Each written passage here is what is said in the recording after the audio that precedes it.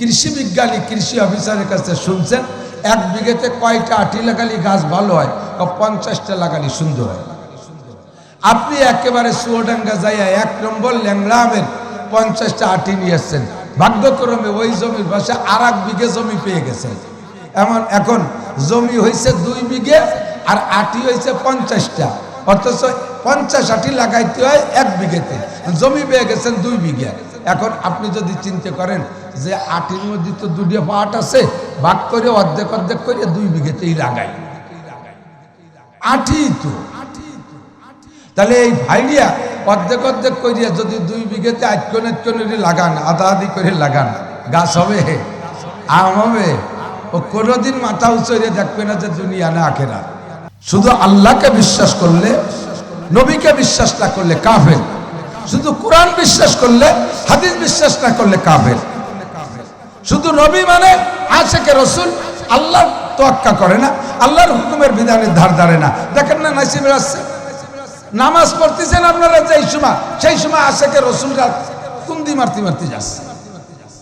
আশিকে রাসূল, আশিকে ইলাহি না, আল্লাহর আশিক। আল্লাহকে বাদ দিয়ে শুধু নবীকে ধরা যায় না।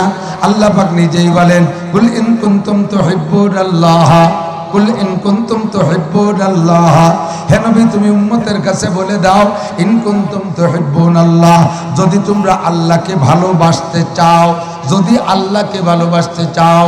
আমরা আল্লাহকে ভালোবাসতে চাই, কথা বলেন। আল্লাহ আমাদেরকে ভালো না বাসলে, আমরা আল্লাহকে ভালো না বাসলে আল্লাহর কিছু আসে যায় না।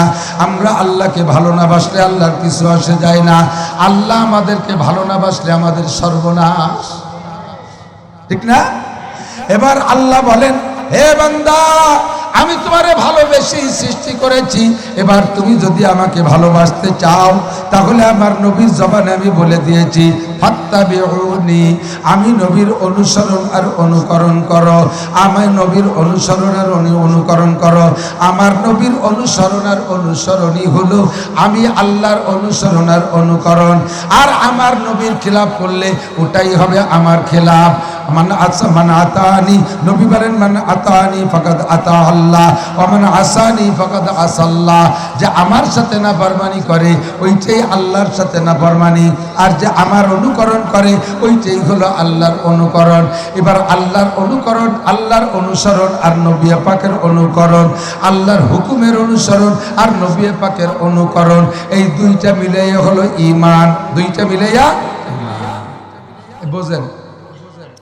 আমের আটি লাগাইলে চারা হয়, আমের আটি ভেঙে যাচ্ছেন, 2টা পাট না, একেবারে নগদ তাজা কাঁচা একটা আম খাইয়া তাও আটিটারে ভেঙে দেখবেন পাট 2টা, তবে আটির মুখের কাছে ছোট্ট একটা ভাঁজ আছে, ওইটা হলো শ্বাস।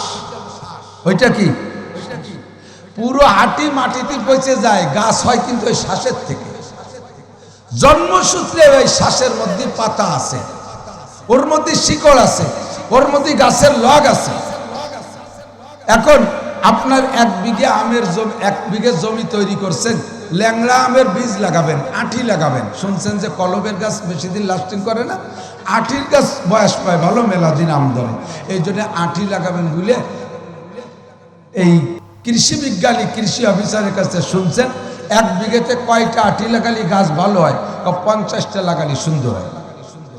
আপনি একেবারে চুয়াডাঙ্গা যাইয়া 1 নম্বর ল্যাংড়া আমের 50টা আটি নিয়ে এসছেন, ভাগ্যক্রমে ওই জমির পাশে আর 1 বিঘে জমি পেয়ে গেছেন।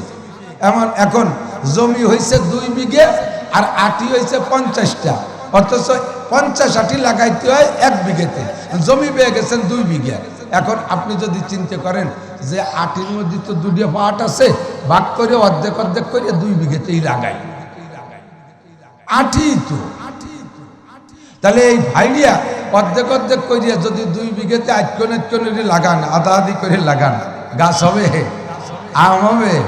ও কোনোদিন মাথা উঁচড়ে দেখবে না যে দুনিয়া না আখেরাত, ঠিক না? আটিরে ভাইডিয়া অর্ধেক করে লাগালি যেমন গাছ হয় না, ইমানের কলেমার মধ্যে 2টা পার্ট আছে, অর্ধেক লা ইলাহা ইল্লাল্লাহ আর অর্ধেক হলো মুহাম্মাদুর রাসূলুল্লাহ। আর দুই পাটের মাঝখানে গোড়ার কাছে ছোট্ট একটা শ্বাস আছে, ওই শ্বাসের নাম হলো ঈমান।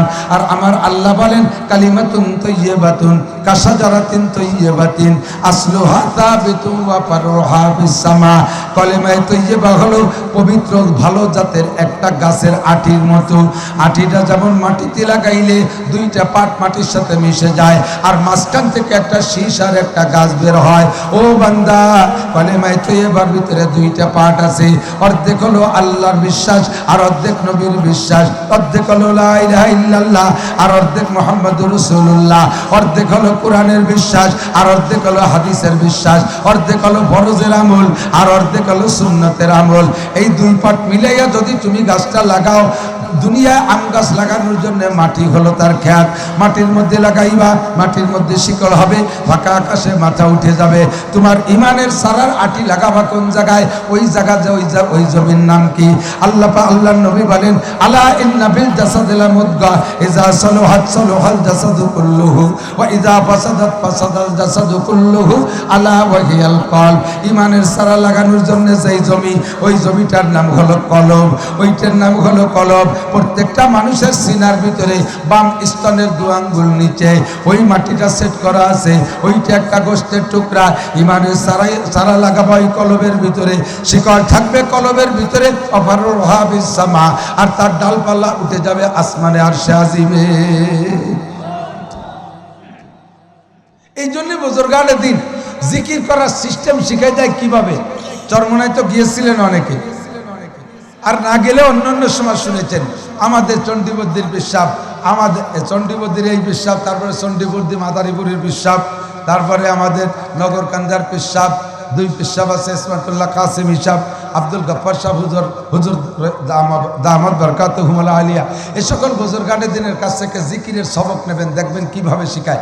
আপনি ধীর স্থিরভাবে বৈশা একাগ্রতার সাথে বসে লা ইলাহা এভাবে টান দেবেন, মুখের ভিতরে মাথার ভিতরে ইশারা করবেন আল্লাহ নাই কোনো ইলাহ, লা ইলাহা, তোমরা স্বীকার করতেছেন নাই কোনো ইলাহ, কেউ নাই, ইল্লাল্লাহ কয়ে বাম দিকে ধাক্কা মারবেন, লা ইলাহা ইল্লাল্লাহ, লা ইলাহা ইল্লাল্লাহ, লা ইলাহা ইল্লাল্লাহ। জবানটা এবং প্র্যাকটিক্যালটা ওইটা অন্তরের উপরে ক্রিয়া করে। জবানও বলবেন, মাথার ঝাঁকিও দেবেন, লা ইলাহার ভিতরে কেউ নাই, আল্লাহ নাই।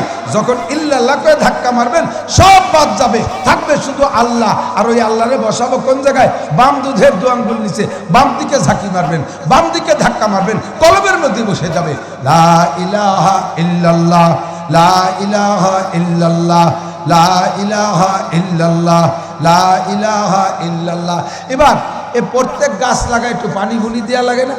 গাছ লাগাইয়ে পানি না দিলে তো বাঁচে না, মরে যায়। সব গাছেই পানি, গাছ যেমন তার পানি তেমন। দুনিয়ার গাছের পানি দুনিয়ার পানি, দুনিয়ার গাছ দুনিয়ার পানি। এখন আপনার ইমানের গাছের পানি দেবেন, কি দিয়ে দেবেন? এ কি স্যালো দিয়ে বদনা ভরিয়ে দিলে হবে নাকি? এর পানিও আল্লাহ তাআলা আলাদা পানি রাখছে। যেমন আমরা খাই মিনারেল ওয়াটার, আমরা খাই মিনারেল ওয়াটার, আমাদের ওই গাড়িরও পানি খাওয়ানো লাগে।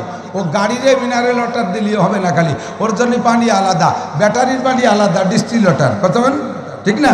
আর ব্যাটারির মধ্যে যদি টিউবওয়েলের পানি গলা সমান ভরিয়ে দিয়ে চার্জ দেন হবে? ওরে আলাদা পানি দিতে হবে, ডিস্টিল ওয়াটার দিতে হবে। তো দুনিয়ার গাছের চারা বাঁচানোর জন্য দুনিয়ার পানি, আর ইমানের চারা বাঁচানোর জন্য ডিস্টিল ওয়াটার। এই ডিস্টিল ওয়াটার আল্লাহ তাআলা তৈরি করে রাখছে। যখন আপনি জিকির করবেন, জিকির করতে করতে ভিতরে একটা অবস্থা সৃষ্টি হবে, তখন এই দুই চোখ থেকে পানি আসবে।